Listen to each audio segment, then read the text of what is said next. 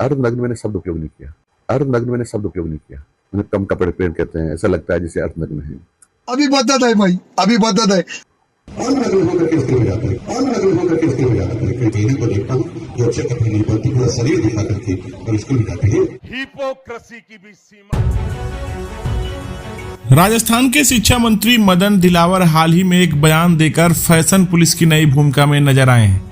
बयान क्या दिया, पूरा सोशल मीडिया पर उनके शब्दों के पीछे दौड़ने लगा है। नीम का थाना में एक स्कूल कार्यक्रम के दौरान उन्होंने महिला शिक्षिकाओं के पहनावे को लेकर ऐसी टिप्पणी की कि मानो अब शिक्षकों की वर्दी भी सरकार तय करने लगेगी। मंत्री जी ने कहा कि कुछ शिक्षिकाएं कम कपड़े पहनकर आती हैं और यह बच्चों पर गलत प्रभाव डालता है।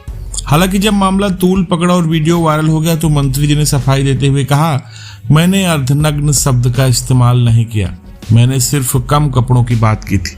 अब सवाल उठता है कि आखिर यह कम कपड़े का पैमाना क्या है? क्या शिक्षा मंत्री महोदय आप कपड़ों की लंबाई चौड़ाई नापने के लिए नाप तौल विभाग भी खोलने जा रहे हैं? और जब बात अर्धनग्न और कम कपड़े की आती है तो अंतर कैसे मापा जाए?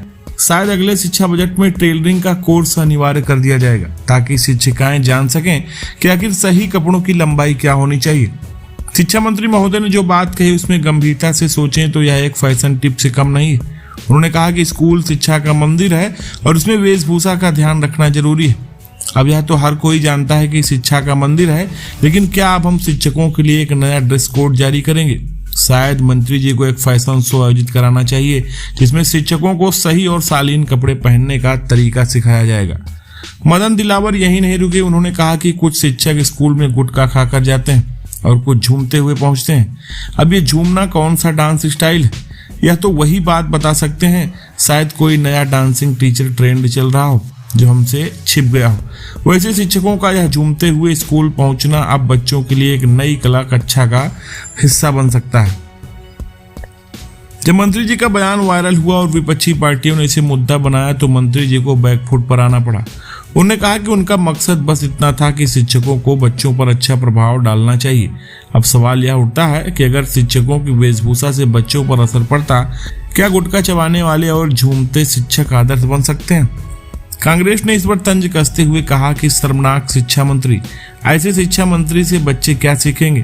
अब मंत्री जी तो बच्चों की वेशभूषा का ज्ञान सिखाने निकले थे, लेकिन खुद उनकी बयानबाजी का यह हाल हो गया कि लोग उनसे ही सीखने की बजाय उन पर तंज कसने लगे। आखिरकार शिक्षा के मंदिर में फैशन का ज्ञान बांटने वाले मंत्री जी ने यह साबित कर दिया कि वेशभूषा एक महत्वपूर्ण विषय है।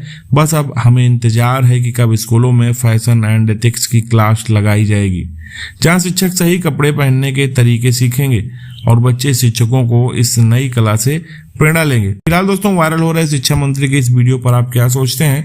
आप अपनी राय कमेंट में साझा करें और इसे वीडियोज को देखने के लिए चैनल को सब्सक्राइब करें। धन्यवाद।